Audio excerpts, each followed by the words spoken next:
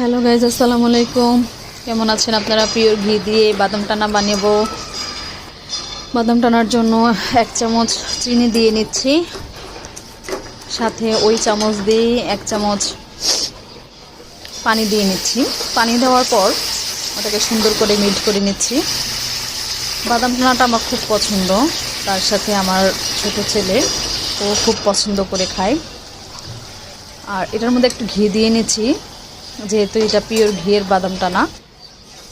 ঘি দিয়ে এটাকে সুন্দর করে মিল্ট করে নেব, একদম ক্যারামেলের হালকা পুড়ে না যায় যেন, হালকা একটা কালার করব। সুন্দর একটা কালার আসার পরে এটার মধ্যে একটু সামান্য পরিমাণ বাদাম মেশাবো।